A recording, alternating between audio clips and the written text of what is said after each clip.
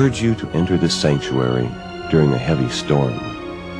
You'll find here a shelter, a quiet place. You can still notice the lightning, even though you no longer hear the wind wailing outside. But above all, you'll feel safe here. No wind, no rain, no cold, no fear.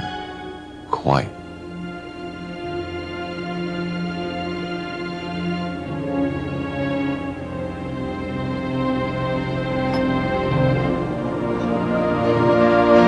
Now your everyday life is far away, if only for a moment. The city, the people you know and don't know. You're all alone now in one of the largest Catholic churches in the United States. This beautiful place was supposed to be torn down.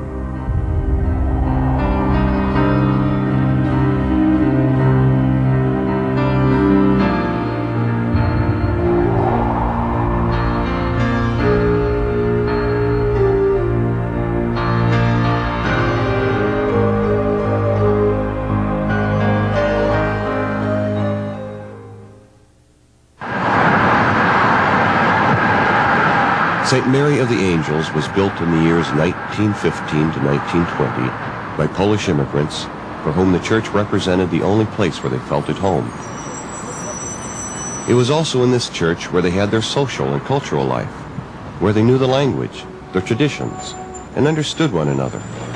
They could meet their friends here, send their children to the school, and find help. Because it was a part of them, they also helped to maintain the church.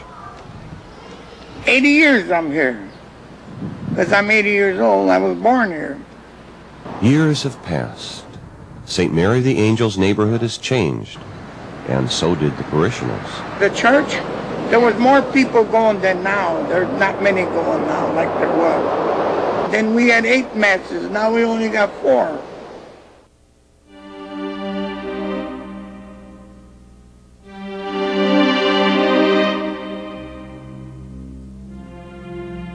At first, the mostly Polish community began to move away to other parts of Chicago, and former parishioners gradually stopped coming to the church. The Kennedy Expressway, with its millions of cars just 2 blocks away, brought pollution and tremors that weakened the architecture of the church. And finally, the church was closed and slated for demolition in 1988. However, demolition wasn't St. Mary's destiny. I wanted the church to stay up. Yeah. Under new management, with the priests of the prelature of Opus Dei, and with help of all parishioners and friends, St. Mary of the Angels has come back to life, and once again has become a pearl of architectural beauty.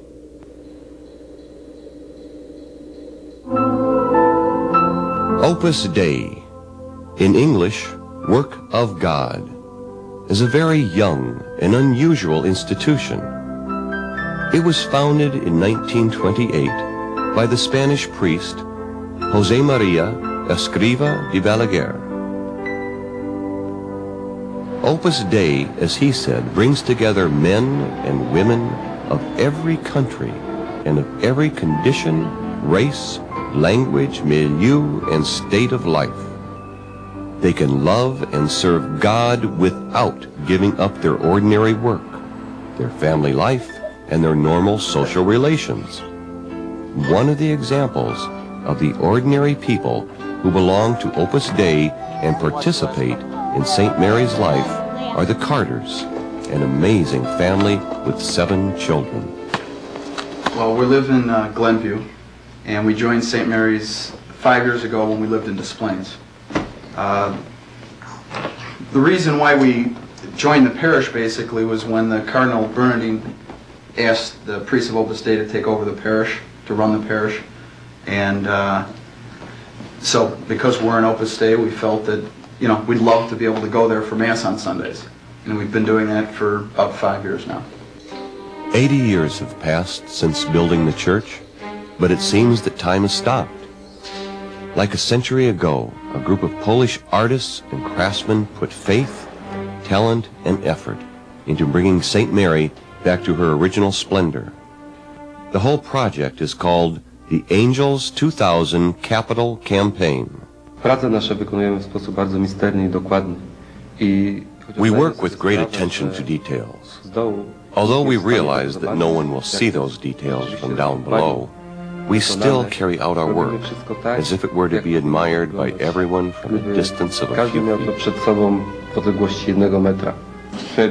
Hundreds of pounds of plaster, thousands of sheets of gold leafing, and our hearts, this key ingredient, make our church look more magnificent as each day goes by.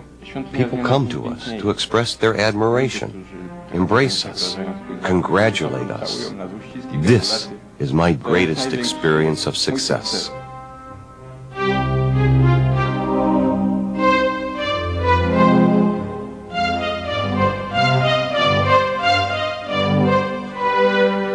We are so excited about the restoration of the church. It is so beautiful. This is one of the most beautiful churches I've ever seen in this country.